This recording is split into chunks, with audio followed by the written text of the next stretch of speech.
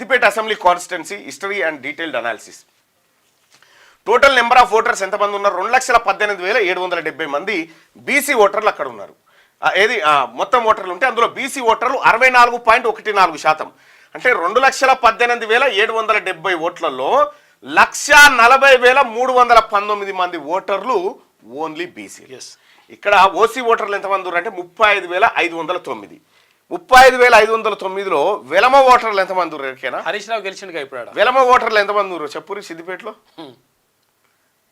800 లేరు. 800 కడపలేదు వాళ్ళది. 800 కడపలేని ఆయనేమో ఈడ అసెంబ్లీకి పోతా ఉంటాడు సిద్దిపేట నుంచి.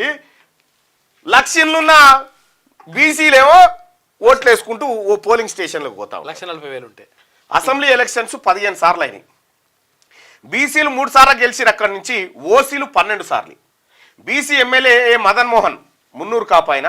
తొలి తెలంగాణ ఉద్యమ నాయకుడు మదన్ మోహన్. అతి సామాన్య కుటుంబంలో జన్మించిన అనంతుల మదన్ మోహన్ ఉస్మానియా విశ్వవిద్యాలయం వేదికగా తొలి తెలంగాణ ఉద్యమానికి నాయకత్వం వహించడంతో పాటు 2 తెలుగు రాష్ట్రాల్లో ఎంతో మంది ప్రముఖ రాజకీయ నాయకులకు రాజకీయ గురువు. మదన్ మోహన్ విద్యార్థి దశలోనే సామాజిక కార్యకర్తగా, ఉద్యమ నేతగా అంచెలంచెలుగా ఎదిగి జాతీయ రాజకీయాల్లో కీలక పాత్ర పోషించారు. సిద్దిపేట నియోజకవర్గానికి 3 పర్యాయాలు ఎమ్మెల్యేగా గెలిచి పలుమార్లు మంత్రిగా, టీడీపీ హయాంలో లీడర్ ఆఫ్ ఆపోజిషన్ నాయకుడిగా పనిచేశారు. మహోన్నతమైన నాయకుడు మదన్ మోహన్ జీవితాన్ని నేటి యువతకు ఆదర్శం అని చెప్పి తొలి తెలంగాణ ఉద్యమ నాయకుడు మదన్ మోహన్ బీసీ నాయకుడు. సిద్దిపేట ఎమ్మెల్యేలకు పనిచేసినప్పుడు ఇక్కడ OC MLA Chandrashekar Rao, Harish Rao, Rajeswara Rao, Someswara Rao, BB రాజు. ఇలా ఓట్లు ఎన్నాయంటే గట్టిగా వేయలేవు. వెయ్యలేని ఓట్లోడేమో ఇవి 12 సార్లు ఎమ్మెల్యే అవుతాడు. 1,24,000 ఓట్లు, 1,40,000 ఓట్లు ఉన్నటువంటి బీసీలు 3 సార్లు అయ్యి విడిచిపెట్టి కథం. సిద్దిపేట ఏముంది అన్నట్టు? బీసీలది కాదా? ఇక 2023 ఎలక్షన్ ఓట్ షేర్ తీసుకుందాం. ఇక్కడ బీఆర్ఎస్ తన్నీర్ హరీష్ రావు 1,05,000 ఓట్లు వచ్చినాయి ఆయనకు.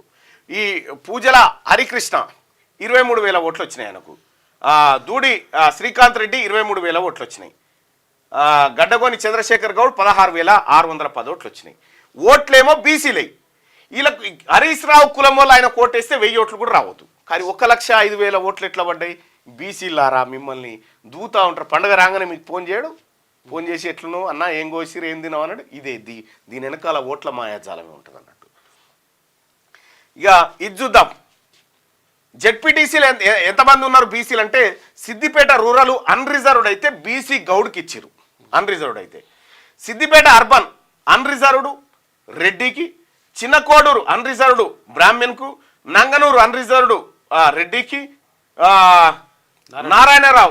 నారాయణరావు పేటలో ఓసీ రెడ్డికి ఇచ్చింది. ఇక్కడ 3 రెడ్లు, 1 బ్రాహ్మణు, వీళ్ళు జెడ్పీటీసీలు. మొత్తం 5 జెడ్పీటీసీలలో ఇగో 35,000 జనాభా ఉన్నటువంటి వాళ్ళకేమో 4 జెడ్పీటీసీలు, 1,40,000 ఉన్నటువంటి బీసీలకేమో 1 జెడ్పీటీసీ. ఇక్కడ అన్ని ఉమెనే ఎందుకు రిజర్వేషన్ అయినాయి? ఉమెనే ఎందుకు రిజర్వ్డ్ అయినాయి జెడ్పీటీసీలు?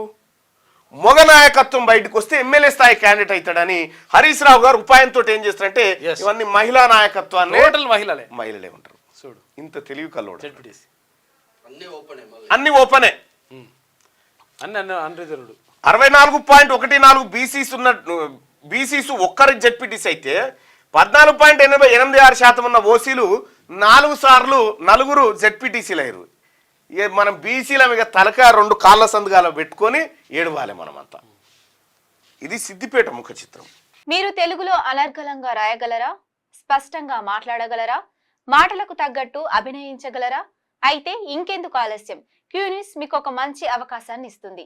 క్యూన్యూస్ లో పనిచేయటకు లేడీ యాంకర్స్ కావాలను సంప్రదించవలసిన నెంబర్ 8688926084. QNewsAds@gmail.com ను సంప్రదించండి. లైక్ చేయండి.